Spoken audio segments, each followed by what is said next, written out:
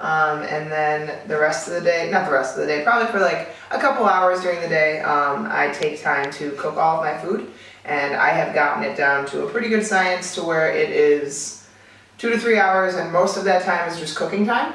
So I'm going to be taking you guys through today of how I meal prep for the entire week, because I pretty much make all of my food to where when I get home at night, all I have to do is throw something in the microwave. I pack all of my food for the next day so I can bring it to the gym and eat at the gym.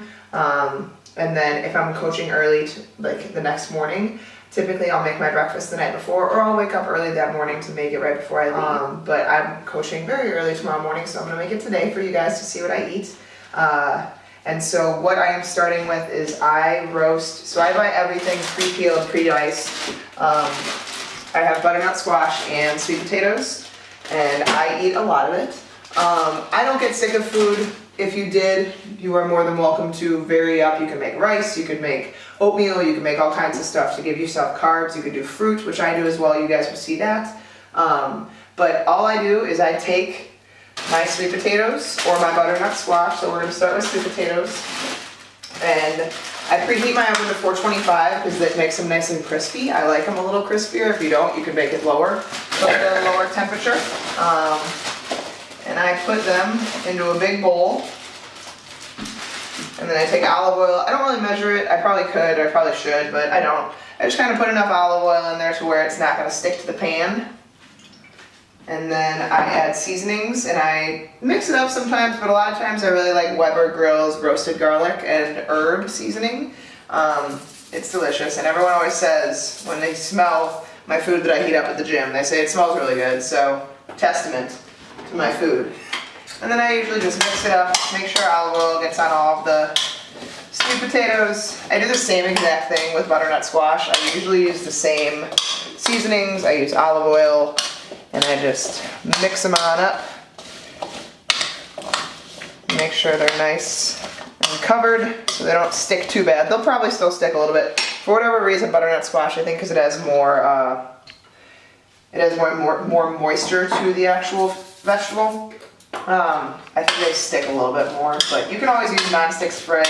I kind of like when they stick. It creates a nice little crispiness. But after that, just so I really hate cleaning baking sheets. They're huge and they're annoying to clean. So I usually do tin foil, and I do 2 pieces on each sheet. I would say that this is about a fourth of what I eat in a week. I probably eat 4 sheets of these worth of sweet potatoes, but I eat them almost for every meal. I love sweet potatoes. I never get sick of them. If you did get sick of them, like I said, you can do lots of other starches. There's a lot of other carb sources out there that you can use that are even cheaper. Like rice is super cheap. You don't get to eat as much of it for the amount of carbs in it, but a lot of people do rice for their carb source. So I make sure that they're nice and even. And then my other sheet is going to be butternut squash. So I'm going to throw that out. Typically, I cook butternut squash and sweet potatoes at around 425, like I said, and I'll cook them for about 30 minutes per side. I'll take them out at 30 minutes, I'll flip them, and then I will put them back in, and I check them. When I flip them, I usually just take a spatula, flip them over, mix them as much as I can, so that both sides get a nice cook on them. And then I make my other stuff, which you guys will see. I will be doing, I love Brussels sprouts. You can do all kinds of greens. I do, you'll see with my breakfast, I do peppers and onions and mushrooms. Asparagus you can do, green beans you can do.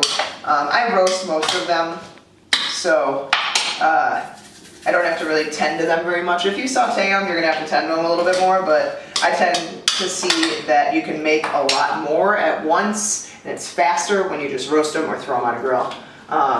So that is typically what I do. Butternut squash is a little bit lower in carb compared to sweet potato. As you can tell, they're very similar colors. Butternut squash is a little bit lighter. It's a little bit lower in carbs, so I like mixing it in to get more volume with the butternut squash than just having sweet potatoes. So I throw them in the oven. I I set my timer usually just to remind myself that they're in there because I will forget that they are in there. And then 30 minutes from now, I flip them and then we cook them for another 30 minutes. So this is my vegetable. The butternut squash and the sweet potatoes are kind of my starch. And that'll change. I'll do fruit as well, like I said. And then I usually do chicken breast for my protein. So I am done with most of my food. I gotta make my chicken. Typically I make my chicken on the grill, or my husband makes my chicken on the grill. I don't grill, I cook. But once that's made, I usually cook them as full chicken breasts and then I dice them up. And so I have some left over that this will be how I kind of make my meals each day for the day or the next day if I'm cooking them ahead of time or making them ahead of time. But I portion out how much I need. So typically, I got my chicken in there. And then I'll do, once my Brussels sprouts are made, I'll do like a handful of Brussels sprouts. 1 or 2 handfuls of Brussels sprouts, whatever vegetables you want to use. That's typically what I do. And then I have my sweet potatoes and my butternut squash. And so I have how much I want to eat of each of those already calculated. So I know it's like a science, but I scoop them in there.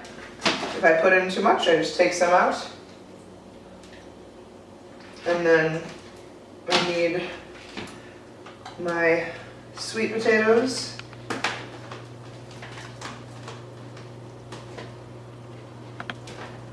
And then, like I said, once I'm done with my Brussels sprouts, I'll add those in. And then I already have strawberries and apples. The strawberries will be for this meal. I'll eat that with this, and that is what gets me to my carbs for the day, or for that meal. I typically eat you saw my breakfast. I'll eat 2 more meals that are about this. I'll have my protein shake during my workout. And then I'll come home at night, I'll have a dinner that's actually pretty similar to this as well. And then I have my late night casein protein. I make that into a yummy mug cake. Maybe that'll be on another episode. But that's how I get ready for the week. So I'm pretty much close to being done at this point. In all, like even with cook time, it's really only about 3 hours, 3 to 4 hours. So, and then it saves me so much time during the week, and it saves me a lot of headaches. It keeps me from eating bad things. So I'd say for me, it's definitely worth it.